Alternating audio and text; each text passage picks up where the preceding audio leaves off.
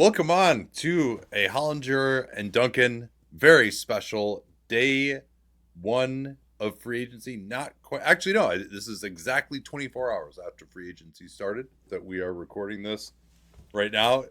Do you have any takes left after you cheated on me with Lowe earlier today? I still have plenty of takes left. Yes. There was a bunch of stuff that was off limits actually because he had already done it or whatever. Okay. Well, I'll let you start with just the thing that's stuck out to you the most in since we last recorded, I guess, the day after the draft. Yeah, a lot has happened since then. Most interesting trade has to be Porter for Johnson in Denver. Yeah, if only because we've been talking about that for a year, you and me. Well, there's that. that exact trade. And Basically. I mean, the Nuggets, they traded the last thing they had left to trade, but they put themselves in a position to have the best team around Jokic that I think they've ever had. They have a real backup center now because they somehow convinced the Kings to turn Sarge into Valančiūnas.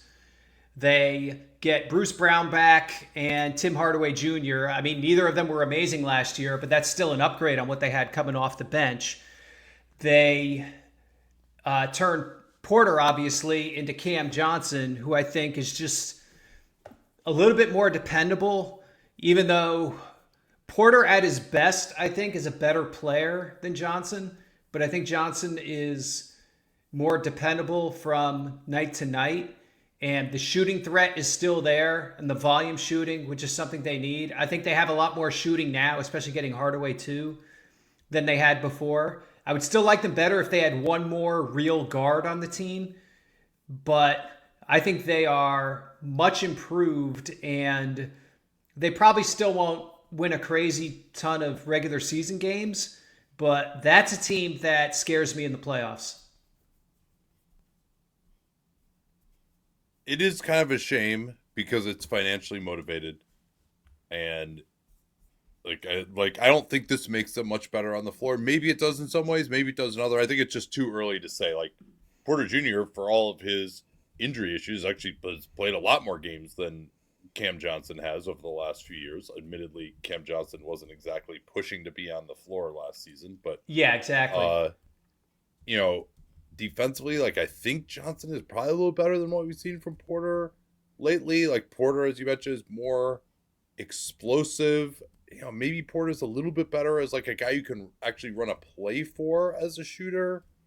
And probably a little better on the glass. I don't know. It really could go either way, but of course, but they're two of the most similar players in the league, essentially. Yeah. I would say. I mean, I think there's a perception that they upgraded a lot defensively with Cam Johnson. I don't particularly think that to be true. It might be a slight upgrade. We'll just find out. Cam Johnson didn't cover himself in glory for the 2022 Suns in the playoffs defensively. Yes. However, it really is just entirely about the money. And it's not even necessarily, I don't think, going to be about what they can do this year in terms of bringing someone else in. They got Bruce Brown already at the minimum. They got Tim Hardaway Jr. at the minimum. They could have done that without doing these trades. It's really about next year because Aaron Gordon's extension is kicking in, and then they got to re-sign Christian Braun and maybe Peyton Watson, and so having that extra $18 million in flex next year is kind of really what it's about. But it's just like every time the Nuggets do one of these deals, to give up a first. I mean, if you go back and look at all the deals that they've, other than the Aaron Gordon deal, which is the exception that proves how powerful it would be if they actually were able to use picks to just like bring in good players instead of also having this huge financial component like they did with, going back to like Kenneth Faried and Darrell Arthur, and then it was Jermichael Green, and so they give up these picks. And okay, fine. They're able to trade that 29 first, and they also got I think it was the pick that became. I think it was Deron Holmes. No, Holmes was their own pick. I think it's Watson is who they got. I want to Okay. say in that in that dump of JaMychal Green for the 2029 first. And Watson has been a decent player for them, but it hasn't developed as much over the last year. But, they gave out this auto max extension to Michael Porter Jr. that they didn't have to do. They didn't negotiate. They didn't negotiate on Jamal Murray. If they had just taken Jamal Murray to free agency this year, is he getting the same contract? No, of course not, because there was no leverage point. He ends up doing what these guys like James Harden and Kyrie Irving did, where they had to take less because there was just no leverage point with those teams because Brooklyn wasn't coughing up a max and nobody else had cap space. Right. So because this Murray extension is kicking in now, this deal that doesn't get them a first round pick's worth of better on the court. Especially because it's not like, oh, you went out and signed Nickeil Alexander-Walker for the mid-level after doing this? Okay, right. That's great. I mean, and I'm not even saying that I wouldn't have done this deal now. Like, it's probably about, it's a fair deal. They had to do it if they were going to keep this group together. To bring in Bruce Brown and Tim Hardaway Jr. are like at least semi-playable guys that they didn't have at the back end of the rotation last year. And maybe that'll even be enough. They were close against OKC already. But it's disappointing that they've put themselves in this position by being so profligate with these extensions to guys that they just poor financial planning in the future. And then the way they always figure it out is that they've traded, I think, of the 5 first-round picks, I want to say, that they've traded in the Jokic era, 4 of them have basically been to save money.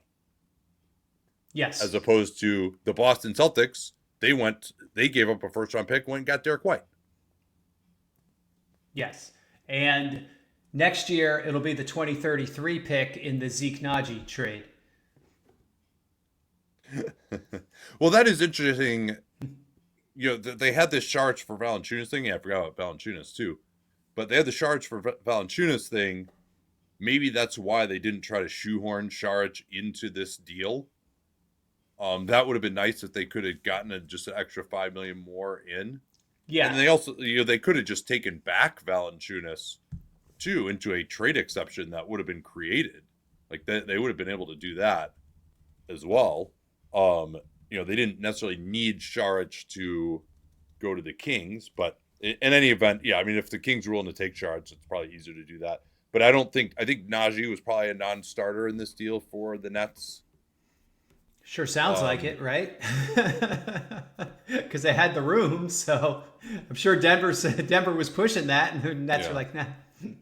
Yeah, I mean, I don't know what the Nets. I mean, they still have $50 million in cap space for next year. Maybe Naji was just a bridge too far there, but maybe a little bit better negotiating, giving up your 2032 unprotected.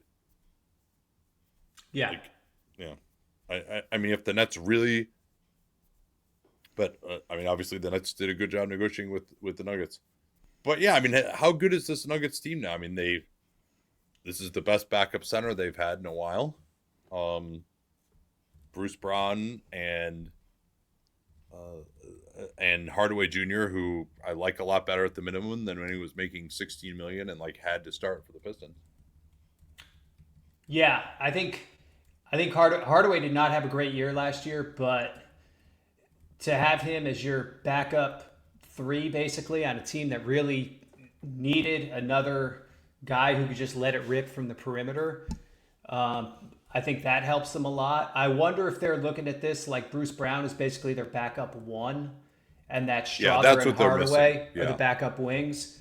Because otherwise, having Jalen Pickett as a guy you're counting on, I think is a little scary. So I think that's probably how they line up. I mean, they theoretically could do things around the margins, but I mean, they are $111,934 from the tax line, which is basically couch change in the NBA. So they're really very limited here if they're going to stay under the tax, which I'm pretty sure they are based on their history and the fact that they're in the repeater. Yes. Yeah. I mean, and also they pretty much have to because of Cam Johnson has $8 billion in incentives. So, they can't even really add that much salary under the first apron anyway. I mean, they're not technically hard capped at the first apron, so I guess that doesn't matter. But And then at point guard, they could get old friend Monte Morris to come back. Just get one more veteran option there would probably be useful. Yeah, that's a good name. Campaign. That sort of guy.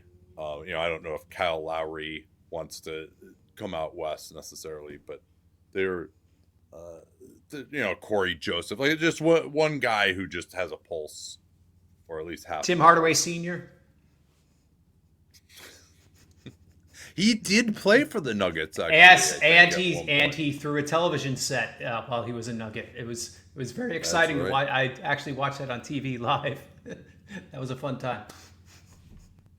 Yeah, man, why do guys not melt down like that anymore? That used to be. There's no giant TV monitors next to it's just these little screens now. Yeah, I guess like a CRT monitor is just. Yeah, that thing was heavy. Like he had to lift that thing. That was a pull. Flat screen. So these guys, the second best team in the West right now? Probably, right? What about Houston? Yeah. The Houston. Yeah, I still want to see how it's all going to fit together there and how their offense is going to be. I mean, Houston is pretty nasty, but I am it's kind of. I'm sure Michael Malone is like seeing them sign guys like Bruce Brown and Hardaway and trade for Valančiūnas and be like, yeah, could you have just given me these veteran options, Calvin Booth, instead of make me play Hunter Pickett Tyson. and we're relying on Hunter Tyson. So anyway, I think they're right in that conversation for sure. And, I do think the Clippers are probably got to be there as well. I just, I don't think Kawhi, I think the Clippers have built a really good team around Kawhi and James Harden. I'm just not sure that Kawhi and James Harden are good enough at this point. Like Brook Lopez is a pretty good guy to bring in to deal with Jokic as well. Absolutely. Yeah. I mean, Houston's probably who we got to talk about next. Like, how do they just keep getting all these good players on good contracts, like that they don't even have enough room to play all of them? Well, it seems like they want to play Adams and Şengün together, and that's why they got Clint Capela to be the third big in that rotation. But then you get Dorian Finney-Smith, who kind of some of his value is theoretically as a small ball five.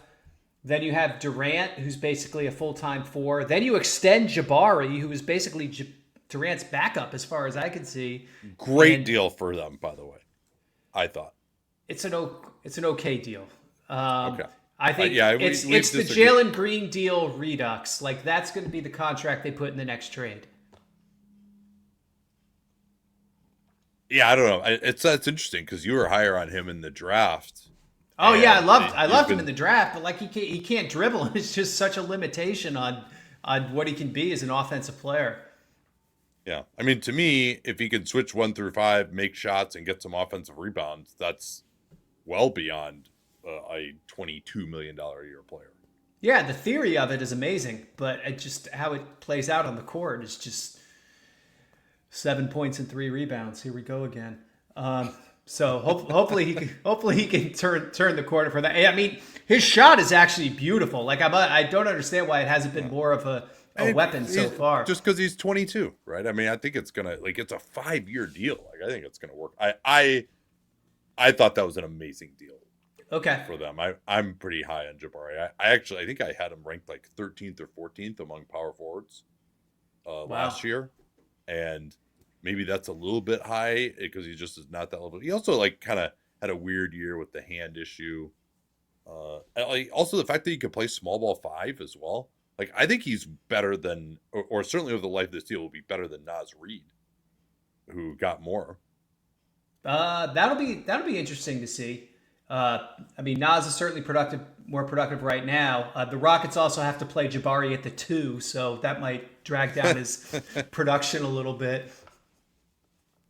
Yeah. Well, again, his ability to be effective as a small ball 5 previously, I think his skill set hasn't been shown off as much this year. It was really actually his second year that I thought he was more valuable. But anyway, Dorian Finney-Smith, who they don't even need, they bring in Capela, who they don't even need. They bring in these are players that other teams, could really use. Yeah. And yet somehow the Rockets are getting all these guys. I mean, I guess they're just willing to go more years on Finney-Smith and Capela than other teams were. I think that's a big part of it. And then we'll see, is part of this getting guys now to trade later? Like I do wonder about that a little bit. I guess we'll see how this actually works in a regular season, playing as big as they're looking at playing. I'm a little skeptical, especially since a lot of these bigs are not true floor spacers. Like when you're asking Tari Eason and Amen Thompson to be your wings, you're basically playing to throw the first shot up at the rim so you can get the second one. Yeah, well, as long as KD is the one taking that shot, you're probably in good shape. And these guys have an absolute embarrassment of riches. Like, it seems like they're just, like, Cam Whitmore is probably just going to get traded because they just don't have room for him anymore. So, yeah, it's remarkable to me. And, yeah, I think it's a great way to do things because they got Jabari on this pretty cheap deal. And because they got Fred VanVleet on this pretty cheap deal. And KD, I mean, it seems like the space for him is going to be more along the lines of $40 million a year instead of 50. And we'll see whether that's something that they can negotiate with him.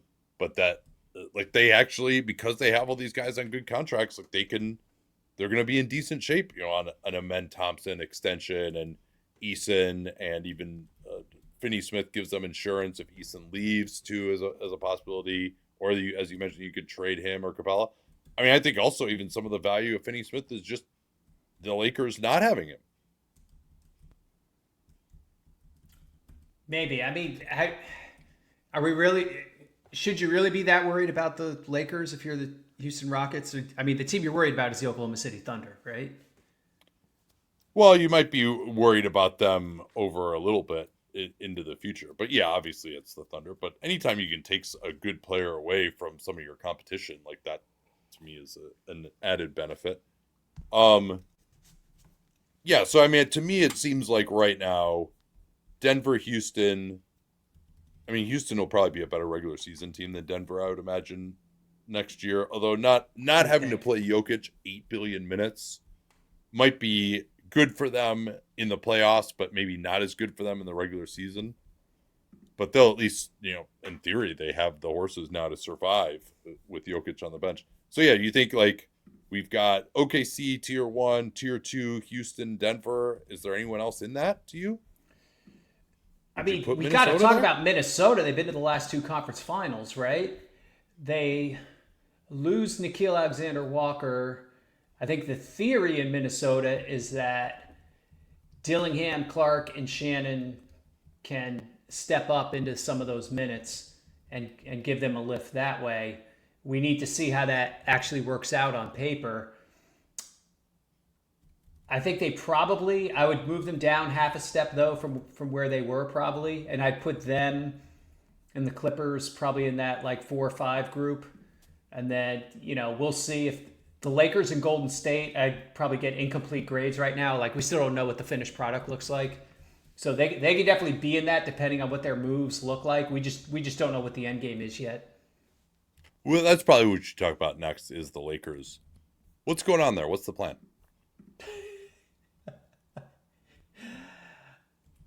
Hey, it's not like I asked you to explain the Pelicans' plan here. I mean, they should be in win now mode when you have LeBron and Luka right now. This talk about 27 cap space really threw me. I thought, it was odd there's 27. I wonder if it was supposed to be 26 cap space and something got lost there because the Lakers are set up to have 26 cap space, and then more than 27 because of Reeves having a small cap hold that year. Yeah, exactly. So they're in position to take advantage of that. Hachimura comes off, Kleba comes off, LeBron comes off. So it's going to be interesting to see what the biggest thing now is with LeBron, do you have him play out the year and then potentially leave? or do you try to trade him? But he has no trade clause, so he can dictate where he goes. Like LeBron has a ton of control over this situation. The only thing the Lakers control is how much they're willing to pay him in 2026. Yeah, it would certainly make sense for the Lakers to trade LeBron right now if they could get full value, because that would mean that they're recentering their assets more around the rest of the Luka era, right? LeBron probably worth more to another team that's ready to win right now. The Lakers kind of are not, or if they are ready to win right now, then they won't be next year or 2 years from now, especially if they try to augment the team by actually giving up assets. It's so interesting though that they, were willing to immediately give up all these future assets for Mark Williams and then ended up rescinding that trade. And I foresaw that this was going to happen, right? Because all this drama with LeBron is happening, I believe, because they weren't willing to discuss giving him another year. They want to move on from him after this year because he's 40. Yeah. And he doesn't really like that. And he can't do anything about it. And so that's why we're getting all this public posturing. And I think that's the right decision by them to just prioritize the next era around Luka, as long as Luka's cool with it, obviously. Yeah. Which we could find out on August 2nd. But yeah, so, maybe where this heads is they try to play this year. They don't play very well. And they got to also get a center, which they haven't done yet. Although I imagine it'll be Ayton if Horford doesn't pick them. That kind of seems where it's headed, but that's just my guess. And so, and then you get to the deadline, and maybe then there is a trade for LeBron because the Lakers just aren't doing anything, and they're just happy to get it whatever they can for him. They also have their pick in 26, by the way, Lakers. Worth noting. Yeah. And then, so actually at next year's draft, the LA Lakers, if they don't trade any future picks, the LA Lakers would be able to trade. Let me just double check it here. They could trade 26, 31, and 33.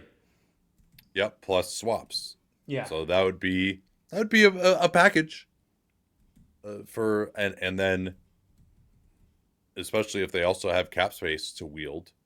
Now, I don't know who the guy's going to be to go get at that point, but yeah, having LeBron James untradeable at $55 million on your books for 26, 27 is probably not it. So, yeah, I think the overall plan to me makes sense. It's just a question of whether Luka's going to be on board with it. Obviously, you still want to try to be a decent team this year. They haven't succeeded in getting a center, perhaps because they're not like Brook Lopez got 2 years at $18 million. They probably just didn't want to go a second year on him, right? So that's, and same thing with Capela. That's probably why they don't have him right now. And Ayton might be a fit there, same agent as Luka, by the way. That would be hilarious to have Ayton and Luka on the same team after all of the weird threads that have intertwined with them over the years. Yeah. And what's so bizarre is they were willing to do a second year for Jake LaRavia. Yeah, my thinking was that he's the Rui replacement for next year. Because they'll have to let him go with the cap space. Yeah, and he is cheaper, but it tells me, if they're looking at basically 1 year, $8.5 million to get a center for this year, that they don't see whoever they get as a long-term starter. They just see him as a guy, a stopgap, and that they want to get a dominant big to play with Luka somehow. Is this how you would be handling it if you were them?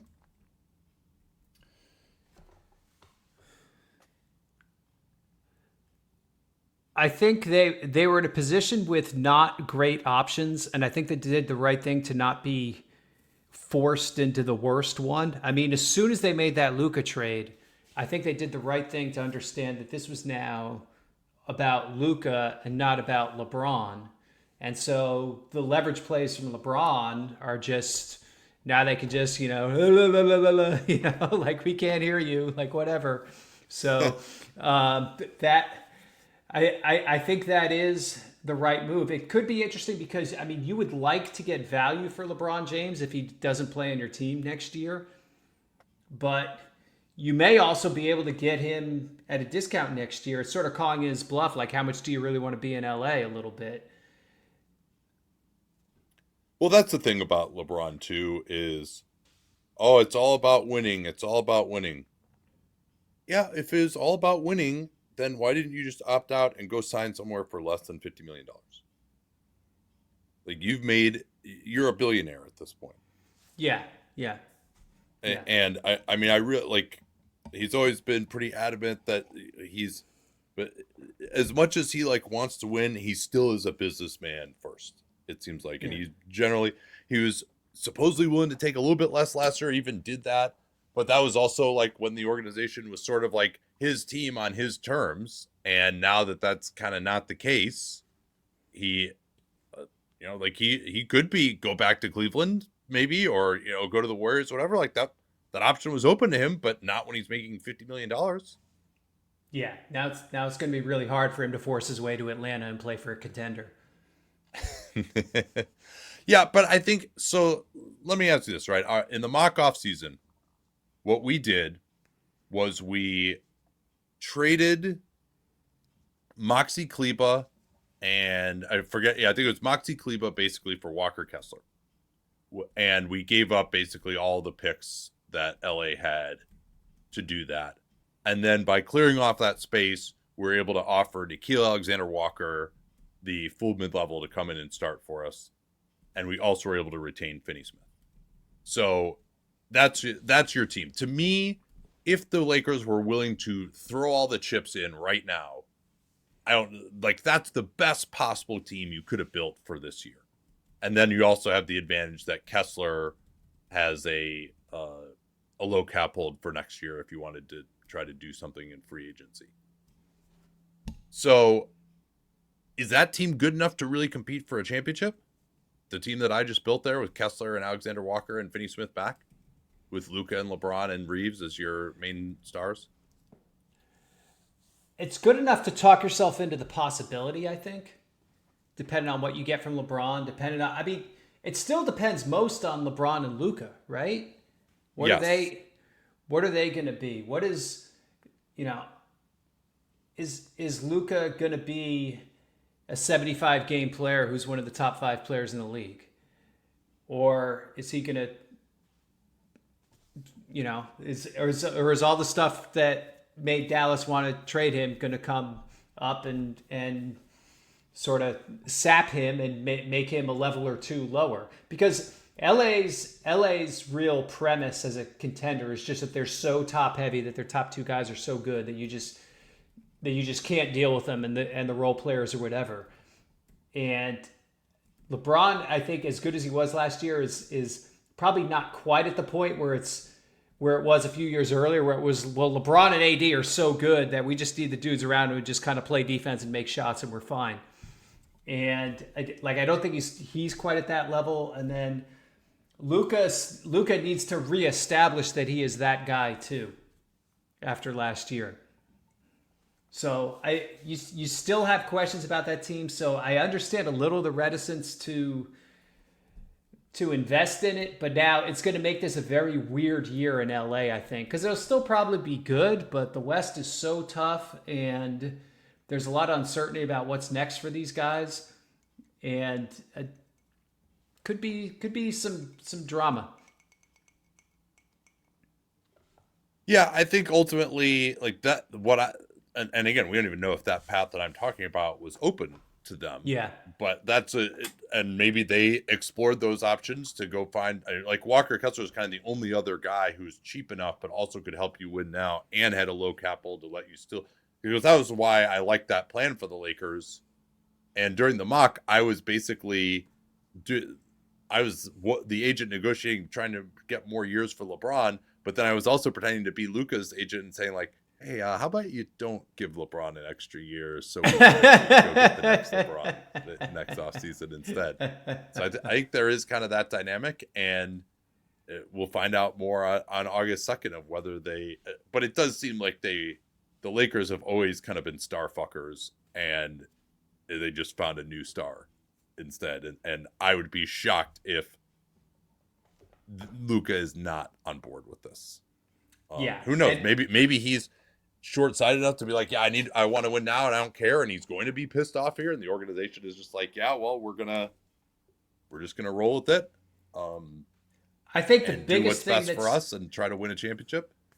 I think the biggest thing that's driving their mentality is, ironically, that they need to pair with Luka to optimize Luka. You need an elite rim runner slash shot blocker, somebody like Anthony Davis. Yeah. Yeah. But yeah, I don't really have that much sympathy for LeBron right now, because if it really were, and we see this with so many stars, this doesn't mean he's necessarily like a bad guy, but it's also, and when guys have whatever leverage points they want to use, go ahead and use them. But it is always something with him. And if he really cared that much about winning, he would have just opted out. Or he would have just opted out, taken less with the Lakers this year, and then they could have gone and signed Myles Turner. Right? Yeah. Like if that's what, or some other free agent that would have mattered. Or they could have signed Nickeil Alexander-Walker and brought him in to start on a good contract. But LeBron didn't want to do that. He wants the Lakers. He would rather that the Lakers give up a bunch of future first-round picks so he can make his extra $20 million this year.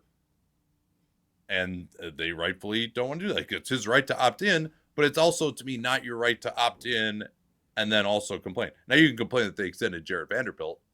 Yeah, and they complain about the Gabe Vincent contract, Kleba, maybe. Yeah. You know, those guys, and that they're not willing to trade those guys too. So, but ultimately, like, the way LeBron always forces these teams, I think the Lakers have held the line sometimes, other times they haven't. But the way he always tries, like, he goes into an organization and he kind of strip mines it. You know, we saw that with the Cavs the first time, and then it was Miami, and then they didn't have anything left, so he went back to the Cavs, and then they were totally denuded, so then he left to the Lakers, and that's one way to run a business. Like, you have the leverage to do that, but also, like, you know, organizations need to take care of themselves as well. And now that he's not like that guy, and there's a new that guy, then the things have changed. Yeah. There is some breaking news here. Yeah, a little bit of maybe a hostage situation with Bronny being there too. Maybe. So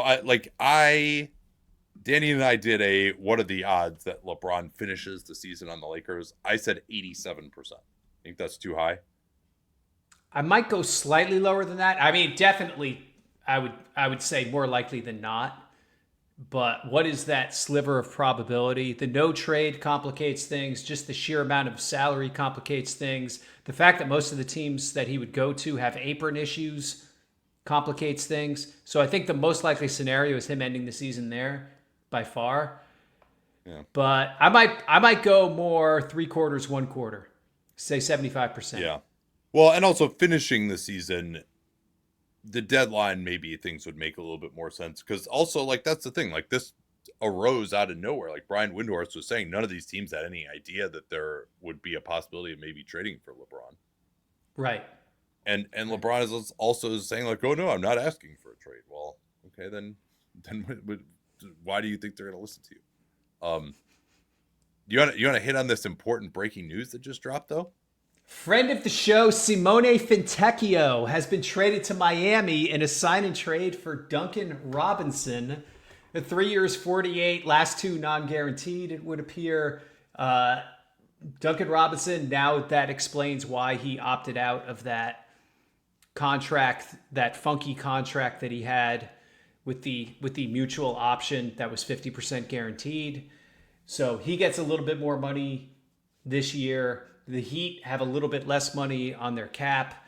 The Pistons get more of a true movement shooter, knockdown guy to replace what they've lost with Hardaway going to Denver and with Malik Beasley's situation being up in the air, let's say. So I sort of like that deal all the way around. There might be some shenanigans Detroit can play with exceptions and whatnot, depending on how they handle Dennis Schroeder going outbound. So there could be more involved in that part as well. But, I mean, logical deal, right? Makes sense. 16 million for Duncan Robinson? I think it's gonna start at like 13 or 14 and be not guaranteed the last two. Well, usually when it's a non-guarantee the last couple of years, they don't also allow you to shunt more into the back end. But I mean, this to me for Miami is a great steal. Like they got a better player on a better contract at a position that they really need. And Duncan Robinson was always been a terrible fit with Tyler Hero. He could only play a limited number of minutes. He would just foul every single moment he was attacked in isolation. And like sometimes he makes shots, sometimes he doesn't, and he's also 31 already. I mean, Detroit desperately needed some kind of a shooter, and they had the space to do this. So it's only 1 year. I get that. And Fontecchio just fell out of favor there because he didn't make shots last year, but I still think he's pretty good. Like he can defend at a decent rate as a combo forward, and at least he's going to get guarded. And I think if he plays more, he'll make more shots. Like he has a good track record as a shooter. I was a little surprised it didn't work better for him in Detroit.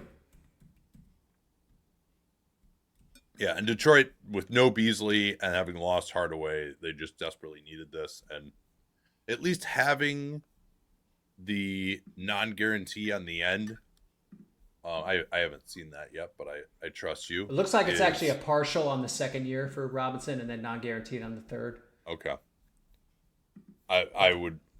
Maybe that partial is 4 million, so it gets him to like the 20 million that he was gonna get this year. Oh, yeah, that's a good call.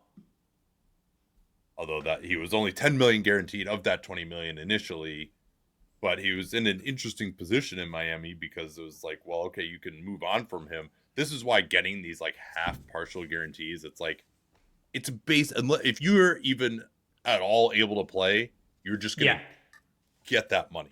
Yeah, it almost always works out that way. Exactly. It's just the only insurance is if you're just a complete corpse by that point. Yeah. Hopefully that won't be the case for him. But yeah, I guess I just don't think Robinson is a pretty big down. I think like offensively, maybe he could be kind of close to Beasley, but he just is not going to be able to play as many minutes, as many issues as Beasley had. He could at least like guard the ball straight up, okay, and not just be a disaster. Robinson can't do that, but Detroit was put into a really difficult situation by Malik Beasley. We probably got to talk about Indiana and Milwaukee and Myles Turner thing now next. Yes. I'm furious with both teams. All right. What did I say when Andrew Nembhard signed that extension? Which is what? That these guys were acting like they were the Clippers and had Steve Ballmer money and didn't matter, and the tax going into the tax didn't matter and was totally going to matter, and it mattered. They chickened out of paying the tax and they lost Turner all because they took Nembhard from 2 to 18 million this year on that extension when they didn't have to. I mean, it's 56 million in new money on that extension. They gave him double what Nickeil Alexander-Walker got. I get that he's a good player, but they completely outkicked their coverage on that extension, and it totally burned them on Turner. See, I would just point to a bunch of other contracts that they like. Nembhard to me is still a good player on a good contract. Like to me, it's although you're right. But he was already under a good contract. Like he was a good player on an amazing contract that they changed to a good player on an okay contract when they didn't have to.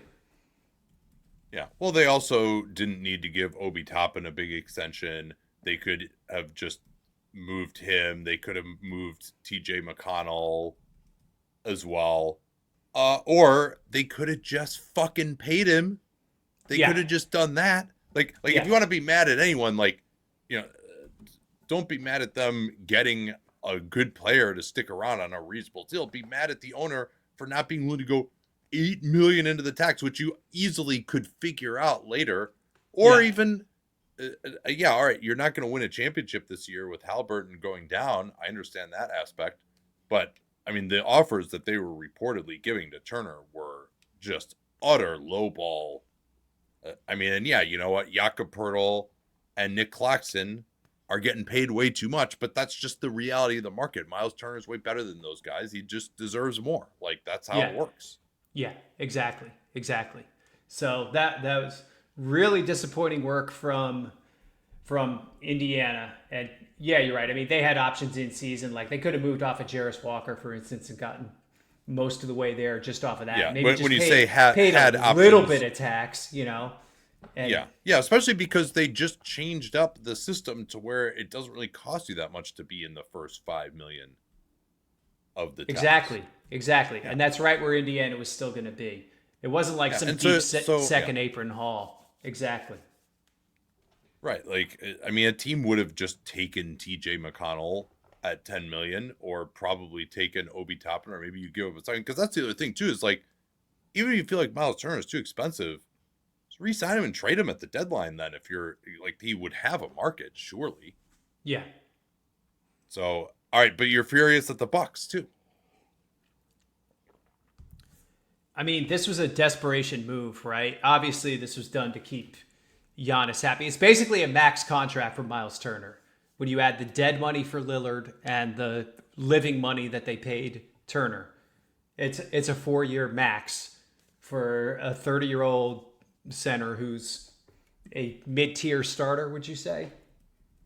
And Well, probably like I think he's way better than that because he can shoot and protect the rim, and there's 4 guys like that in the league. And also, you for this team, you have to have someone like that. They lost Brook Lopez, who was too old anyway, and like you can't play Giannis next to a non-shooting big. It's just never going to happen. So, and I understand what you're saying about the stretch, but the one difference is that if you need to move Myles Turner later, you can do that because he doesn't count for a max on your books right now, or on another team's books, I should say. But so you're saying you would not have done this as Milwaukee? I'm saying so this was desperate times call for desperate measures, obviously. So this was a pretty sweet way to work the books so that they were able to fit Trent and KPG into the room exception. They were able to. It looks like they're going to trade Connaughton for Micic. Micic is going to take some money off on a buyout, and then that'll give them enough money to have the rest of the cap room for Turner. So creative there. I agree with that. I mean, it's just you're at the point as an organization where like, what are we doing here? Like Giannis's trade value is through the roof. Like you could bounce back so quickly if you just pivoted off of that because you would get back so much good stuff. And you're in a position to kind of get back your own stuff too. So I don't know. To me, as soon as they lost in the playoffs, as soon as Lillard got hurt, the move to me is to trade Giannis because if you're gonna ride this out with Giannis, I mean you can do that. I don't think you're ever going to be contender level good again, and you foreclose the opportunity to become that good in the future with all the stuff you got from Giannis. So instead, you're sort of this team that's in Phoenix Suns mode where you're just on the treadmill every year. You get new draft picks, you immediately trade them out. In the future, you're always working 6-7 years out, chipping away at your future just to try to keep this present quasi decent, believable enough that you can contend for something. And you're gonna I think where it crashes is the exact point when Giannis stops being superstar level good, which is also the point where his trade value crashes too. And so I feel like you need to get ahead of that as an organization when you know like you just can't contend the way they're set up and with their assets. Like it's just not gonna happen. Yeah, I was very torn on it because within the idea of continuing to compete with Giannis Antetokounmpo, I don't think there's any other move on the entire chessboard that they could have done. They also do retain, by the way, their ability to do 2031 through 33 picks next offseason if they want to go that route. They also get themselves out of the tax in all likelihood. But I guess it just depends on like what are you in this for as an owner? What are you in this for as an organization or as a fan or a superstar player like this? And what is he cool with? If Giannis doesn't want to be traded and he just wants to be in Milwaukee and wants you to just, he acknowledges he's okay with, all right, we may not win a championship again, but I want you to do what you can to make things relevant while I'm still a really good player. And yeah, you know what? Maybe if everything breaks right, we'll be a top 6 playoff team in the East and we could maybe win a playoff run. And that's good enough for him. And that's good enough for you, which I think is okay. You've won a championship with him. He's a great player in your franchise's history. And it has value to just let the Milwaukee Bucks fans have more seasons of watching the greatest player in franchise history just continue to play for them. No, he's the greatest player in franchise history. I mean, thankfully Kareem is still alive, so he didn't have to roll over in his grave. No, but like as far as just the Milwaukee Bucks and his contributions to the Milwaukee Bucks he is the greatest player in franchise history. Like he is Mr. Buck more than Kareem. Okay.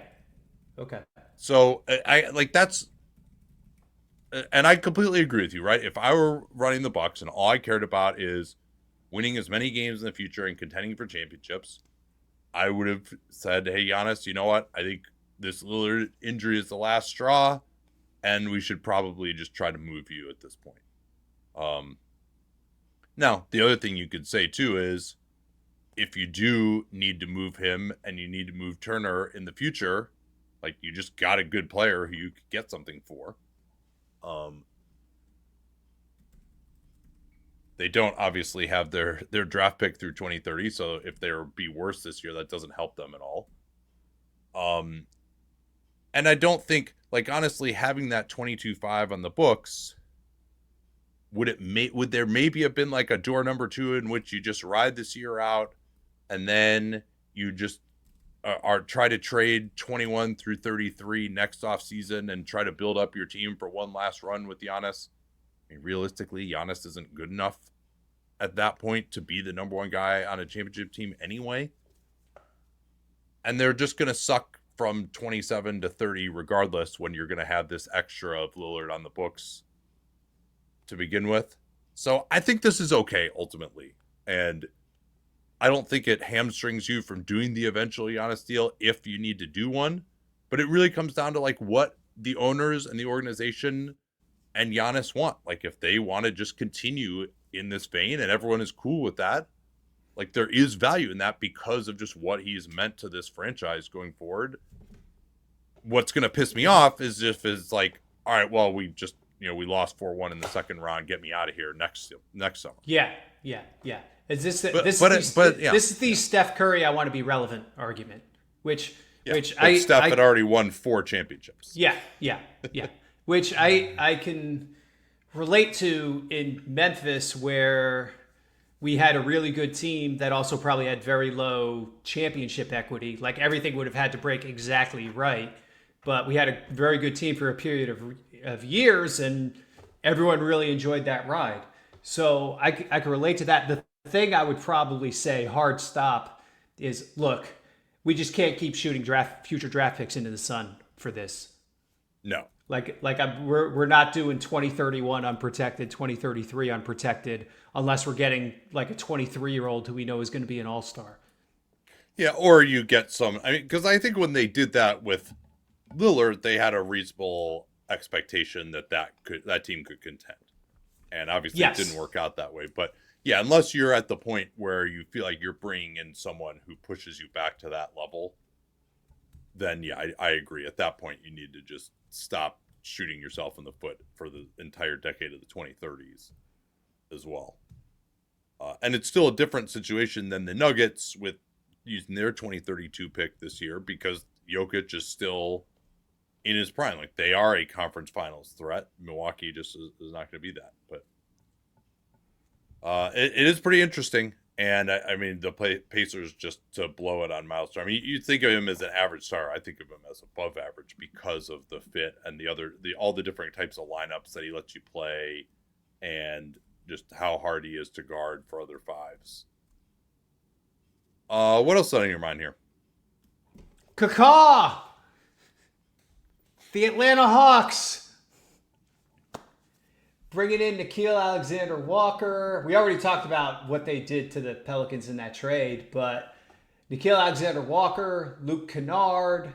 I still think they need to fill out some of the second line players on this team, but their top 8 now looks really good. And I think it's an exciting time, and they still sitting on some assets too. I mean, they still have a big trade exception that they can use. They have some other flexibility because they're still below the tax and the apron. So still a biannual they can use actually too. So yeah, I think they're in dramatically better shape than I would have guessed a few months ago.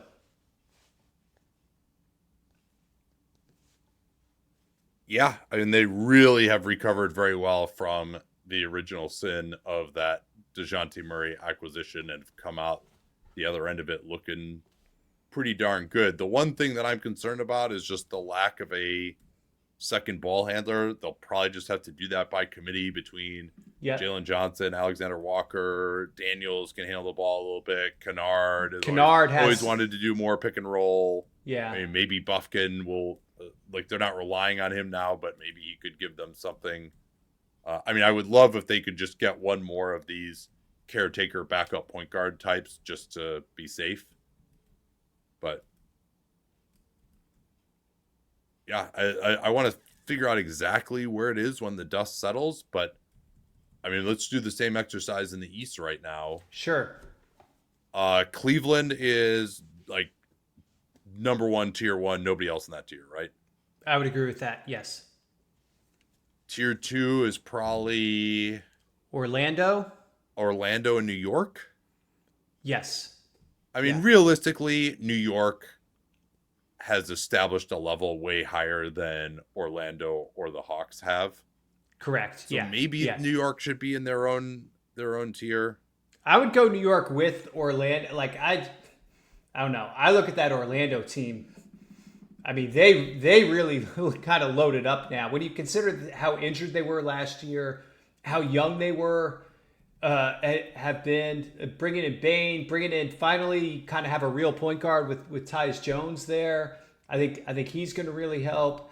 Probably want to see 1 or 2 more depth pieces there, but that's a really good team. And they were so injured last year and still ended up having at least a halfway decent season. Now, I agree with you that on paper, especially if all these young guys, I mean, their 4 best guys, all in theory, could be better this year than they were last year. But sometimes the integration of someone like Bane is difficult. Suggs is a health question. Wagner's shooting is a question as well. But, I mean, that defense has been top 5 for 2 years in a row. So you got that. I think they have a very high floor, but I'm just, having not seen it work together in the playoffs, I just can't quite put them on the same level of the Knicks, even if on paper I think they can get there. Okay. And then your next group is probably, Bucks, Hawks. Let's see what the Celtics do to fill out their roster. And then Philly. Philly is a total wild card. Yes. Yeah. I was about to bring them up just as kind of a what the heck team.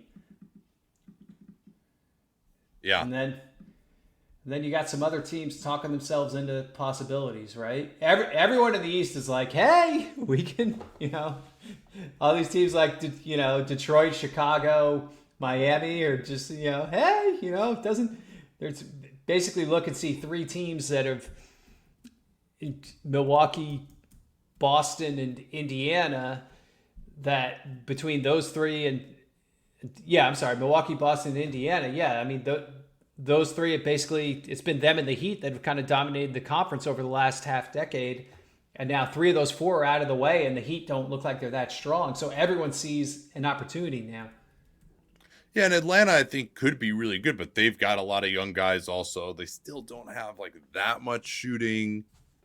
Jalen Johnson hasn't fully been able to stay healthy for a season at the level that we're hoping for from him. So Porzingis is a total wild card. Yes. Yeah. As well as, like, you could see Atlanta being in the mix for home court advantage, but it also could just not work that well. And there's also the question of Trae Young. Can he get back to the level he was at 3-4 years ago, or the new foul rules and winning athleticism and whatever this Achilles thing was last year? Now he's just sort of a great passer, but not a great scorer anymore. Yeah, that was really noticeable last year. I mean, that's the other interesting idea is the Hawks. They are out their 26 and 27 picks, but if Trae Young at some point in the rest of this deal, like, because I don't think they should extend him unless it's a really good deal for them right now. At some point, could he be the matching salary for them to bring in a star? Well, I thought Jalen Johnson was the matching him? Salary for Giannis. That was the idea I had in my head. But who was Jalen Johnson? I'm sorry? You said Jalen Johnson is the matching salary for Giannis? Yeah. Yeah, there's going to be some pretty damn interesting destinations. More destinations than stars, as is often the case in terms of who might be available. But yeah, this Atlanta team has a lot of quality at this point. So, Trae Young is someone who's going to have more pressure on him this season now than just about anyone in the league. And we talked about how Jalen Williams in OKC was one of those guys last year. He delivered. They won the championship. Trae is, I mean, when you just consider the role that everyone is in, as far as what's expected of them and how much they're being paid, he's almost really the weak link on this team now. Here's the thing, though. Would he turn down an extension so that he could try to make all NBA on this team and be Supermax guy a year from now? I mean, I guess the Hawks aren't obligated to pay it, but it's an interesting thing to think about. He has that $49 million player option after this season. I think what you probably are trying to get to if you're Atlanta is to sort of land the plane a little bit and get him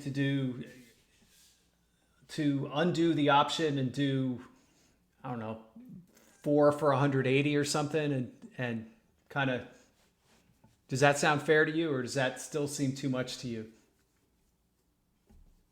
I might even want a slightly better deal than that to do it now. Maybe I do, because they could do it during the season too. Yes.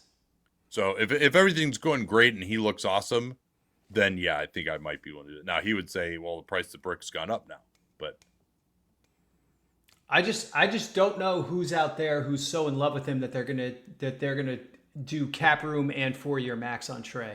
I could be wrong about this. There isn't anyone. Yeah, and that's intel that the Hawks sort of have already, just because of they canvassed the market when they were trying to figure out what to do with Trae and DeJounte, and so I think there's sort of internal knowledge of that already, that maybe people aren't as fired up about Trae as you might think. One last subject here. Are there any other teams you're like really fired up to talk about? Not on the A list. Nah, I mean, there's I can talk about anybody, but yeah, I don't have anything like bursting out of me. Go ahead. So there are 4 restricted free agents of note. Mm-hmm. Quentin Grimes, Cam Thomas, Jonathan Kuminga, Josh Giddey. Yes. And Grimes to me is a fascinating one right now, because Philly, I mean, it seems pretty clear that they lost Yabusele because they're worried about potentially getting themselves hard capped with a Grimes deal, like with a possible Grimes offer sheet coming, or just his salary expectation, just wanting to be able to pay them. They didn't want to be in a position where they're going to lose leverage by being hard capped in some form or fashion, either first or second apron. Yes. There's talk that he's looking for $25 million a year. Like, what do you think would be, like, what would your line be if you're Daryl Morey for him, especially considering now they have VJ Edgecombe and Jared McCain and obviously Tyrese Maxey? I mean, I'm trying to keep him, but I think I'm looking at that Santi Aldama deal as kind of a ballpark to say, hey, okay, we took care of you. We gave you over the mid level. Nobody else has this, so you have no leverage otherwise. You can do 3 years or 4 years. We're cool with either one, but this is as far as we're going, and we don't need to go any farther because nobody else has any money. Yeah. Yeah, that seems like a reasonable way to look at it. And I mean, the one thing that kind of concerns me too is that Grimes has always had what looks to be this really good 3-and-D set, and he certainly grew beyond that on the tanking Sixers team down the end. But going back to New York, he was carping about his role, and they really need him to play more of that role. They could maybe do some shot creation in the regular season, particularly if Edgecombe's not ready or McCain is slow recovering from his issue. Like, I mean, he probably would start at the 2 rather than Edgecombe or McCain if you bring him back. And they also just need someone who can play the 3 as well. They don't have any wings. Like, he really would probably be used more at the 3 too. But yeah, I just don't think 25 million is realistic, particularly when all you did was score a month's worth of points on a tanking team. Yeah, absolutely. And he has to play a different role with Maxey and hopefully Embiid back, and Paul George as well. Would your philosophy be similar on Cam Thomas? Or you're not even giving him that? Absolutely. Or I don't even know if I would. I mean, because if somebody gives him if somebody gives Cam Thomas the MLE, like, fine, we'll match. But I don't know. I don't think Brooklyn needs to sweat it that much. Now, the one tell with Brooklyn, I mean, they did do the qualifier. I mean, they value him at some point. But yeah, I just don't think they need to go crazy. They can match everything. They have tons of room. Like, they can't get forked by a weird offer sheet or anything. So it's really hard. Like, who's coming up with the toxic offer sheet for him that makes the Nets go, ooh, we can't do that. So yeah, I think the Nets are in a really strong position. I think the more interesting one is, you look at Kuminga and Giddey. And even Giddey with the Bulls, I mean, Bulls are like 35 million or whatever from the tax before they pay him. So they're in pretty good shape. They can probably do descending money on him. And again, it's just about how far above the MLE do you really want to go for a guy who has no leverage. And really, you're only the only pushback is, well, we'll sign the qualifier then and be unrestricted next year. And that has happened, but usually things have to get really at an impasse before it comes to that. I don't see that happening between Giddey and the Bulls. Now, Kuminga and the Warriors, that maybe is more of a possibility. That's the most interesting one to me. There's tax issues and apron issues with Golden State. There's sign and trade possibilities maybe, and what could they do there? There's a lot of moving parts with that one. Since you're the Golden State guy, what do you think about Kuminga? I think they just need to bring him back on the Jalen Green deal, but something in the 20s. It seems like maybe part of the delay right now too is just they got to see whether Horford's going to take their tax mid-level or not. And in that case, you probably just give Kuminga the rest of what you can on a 2+1 between the tax mid-level, which would be low 20s. Because also there's simply value in having him as a matching salary. They don't have any other matching salary at this point. Yes. And I also, if they do get Horford, that actually would make it much easier for Kuminga to exist. Right? You don't, if you could play, Post and Horford, you don't have to play Draymond at center as much. They could reduce Draymond's minutes some during the regular season, and that actually would probably make it easier for Kuminga, you would think. So maybe he actually could contribute more to this group. But I think, yeah, he supposedly the number that's out there for him is 25 million a year, and no one seems willing to pay that. But to me, if I were the Warriors, because it's not really, if you're Golden State, about, oh yeah, let's get him on a 5-year deal. We're going to get so much value for this on the back end. I don't think that that's particularly should be a focus necessarily. And if I'm Jonathan Kuminga, I'm like, fuck, Patrick Williams just got $18 million a year. Like, or Santi Aldama. Like, how many agents have used that Patrick Williams disaster as a comp in the last 12 months? Oh, yeah. Or, I mean, Emmanuel Quickly is the other one that's out there. Yeah. And so I think that's where it ends up. That once they know whether especially if they sign Horford, it's like, hey, this is what we can offer you. And that's, so take it. We'll offer you a decent structure on a 2+1 that would still be tradable for us. It would also be extendable potentially as well if you opted in. Mm-hmm. And I mean, if you're the Warriors, would you rather have him at a 2+1 or a 3+1 with that?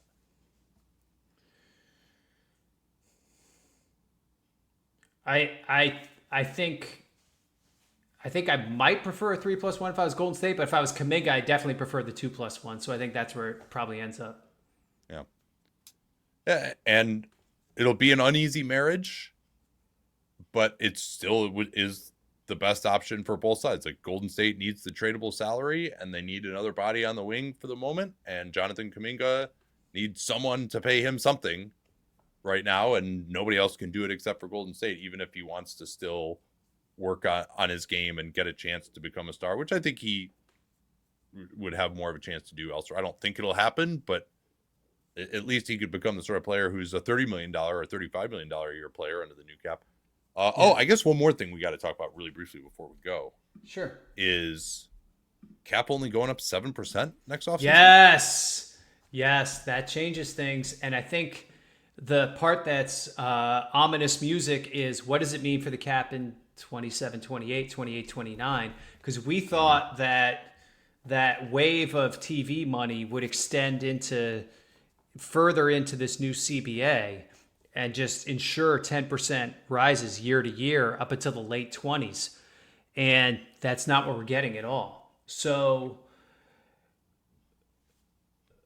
if they can't get more local TV money from these failing RSNs, then I think that's a real issue for what the cap is going to be in these out years. And all of a sudden, these deals with 8% raises don't look so good, right? If the cap is rising 7% or 5% or whatever it's going to be in the out years, as opposed to the 10% people had projected originally, then some of these extensions were just like, well, it's 8%, and we'll, inflation will chip away at it because the cap goes up 10%.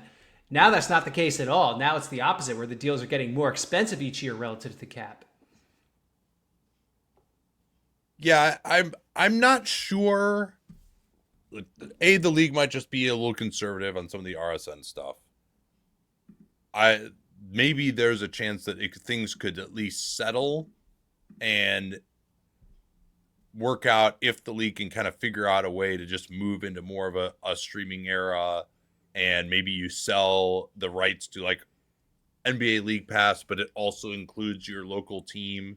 Yeah. You can sell that to like Amazon or something, or you can sell that yourself and it's just worth more because it also includes your local team. I don't think they're ever going to get back to the salad days of when you had these huge carriage fees with the RSN, but maybe that can at least stabilize once it works out. Like, now they're kind of in the worst of both worlds, where some of the RSNs are failing, but they still have these rights and you can't do anything else with them as far as adding them to a national package.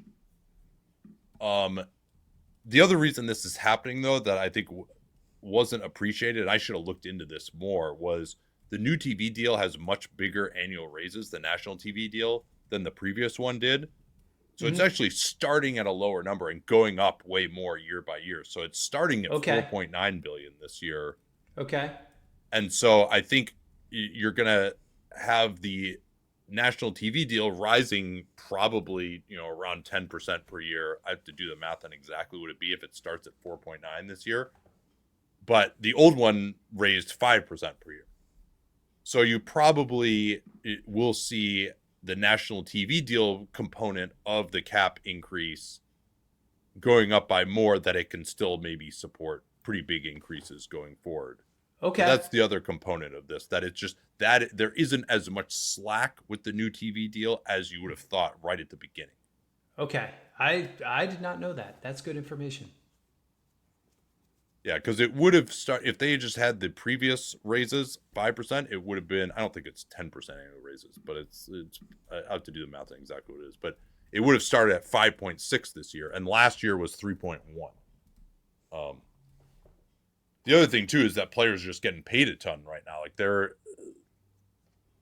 they're guaranteed 53% or sorry 51% of revenue, and players' salaries alone before you even get to benefits are like pretty close to 53%.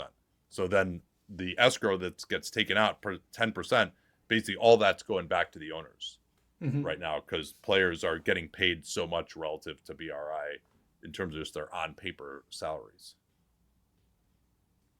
But yeah, that'll be fascinating to see. I'm sure that will chill a few things, and particularly that's got to be annoying because all these deals were done 5 days ago before this news came out. Exactly. It makes it really hard. And you can't Welsh on it now. Oh yeah, I can tell you from personal experience, and just waiting on the cap number and them doing it at the last second on June 30th.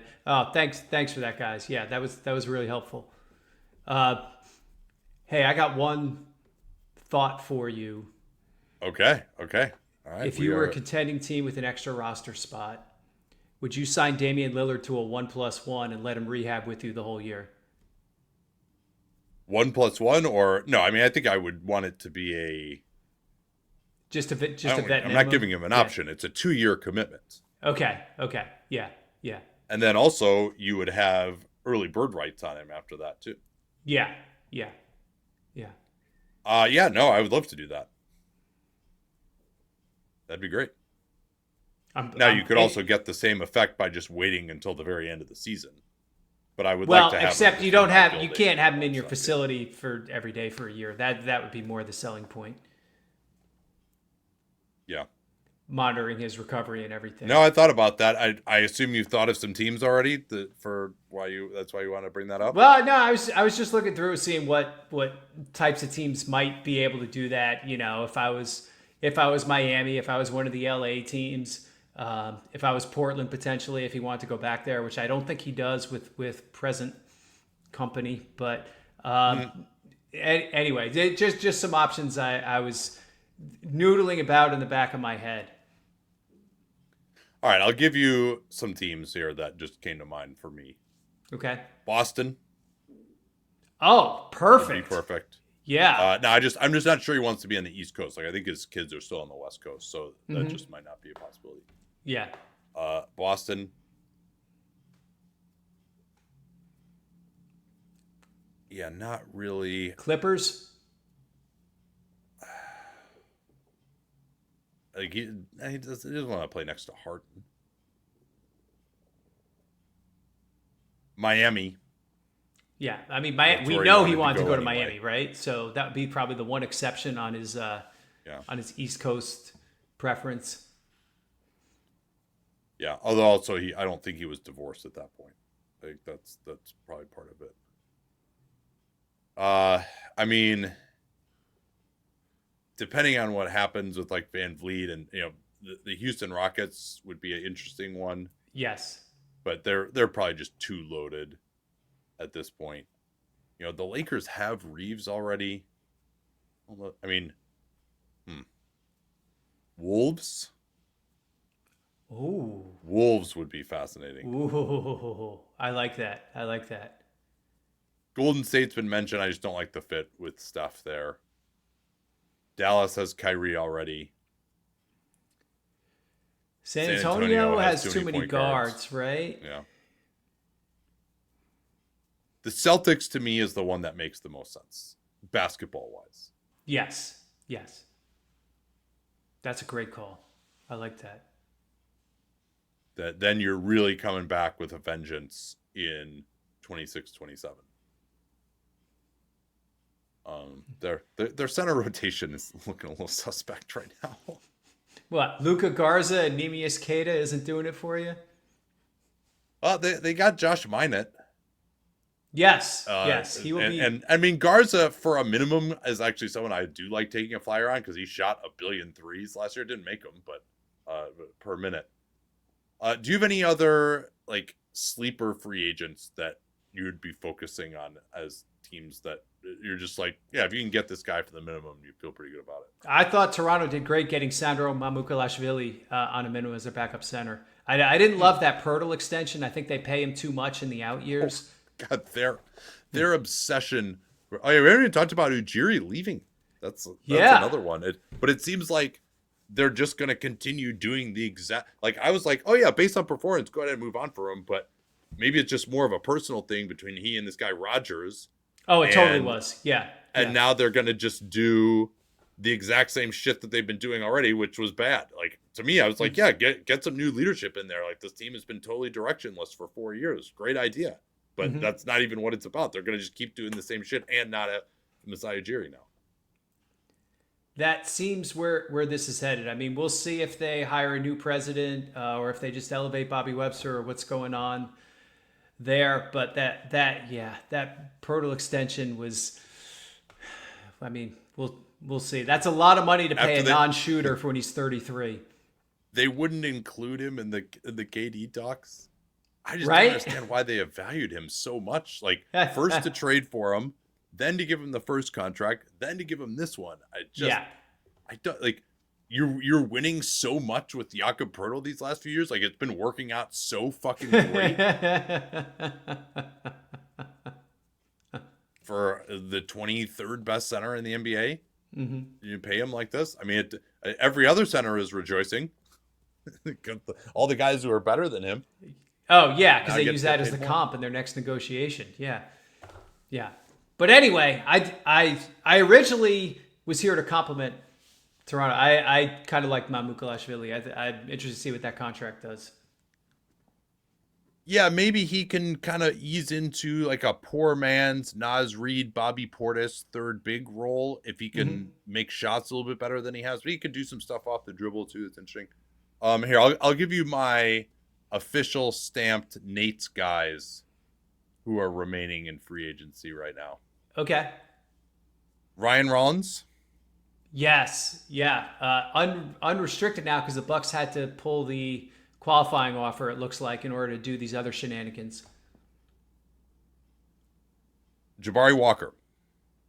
Yes. And he is also unrestricted. My formula had a $7 million valuation on him, which I don't think he has any chance at all of getting, but I think he's a great front court depth piece. He's still young, can switch. His shooting was really coming along by the end of last season. He's a great rebounder. I mean, he's not an unbelievable switch guy, and he's not really like a rim protector, but like he could fit in on any team, I think. I mean, I think he should get $7 million a year. I would pay him that rather than paying Kevon Looney $8 million a year. Those are and Minot was kind of on that list for me too. Minot was definitely on my list, although I don't have a lot of like statistical evidence from actual games to back it up. But I really liked him when he came out in the draft, so I'm interested to see what Boston can do with him. They've hit on a lot of guys like this, so Minot and Garza going there, that's interesting. Yeah, I mean, those are probably the only two that I feel really strongly about at this point. Like a team should just try to poach. I mean, probably the next guy would be Dante Exum as someone who seems like he's destined for a minimum that I would pay above the minimum. I realize he's a health concern. Yeah. Although it was the wrist last year, so that's a little less concerning. But I mean, to go $5 million a year for him as your third, fourth guard, I think I would feel pretty decent about that. Amir Coffey would be another one for me. Not necessarily a playoff guy, but just as your fourth forward. Like gives you some D, some shooting. Good minimum, yeah. Yeah, even that is another guy who I'd be like, yeah, BAE for him, like, good deal. That's probably it, though. Have you heard of this Malik Beasley guy? Sounds like he might get the minimum. Could be a good deal, right? Yeah, I think he's probably radioactive until we get more information about what happened. Yeah. Oh, one more guy, Chris Boucher. Yeah, a little under the radar. He was really good last year. Again, combo forward, could make some threes, give you some rim protection. Not a true 5 because he's so light, but does some 5 things. Yeah, I was thinking Milwaukee should try to go after him to play next to Giannis before, obviously, they got Turner. All right, I think we're done here. This is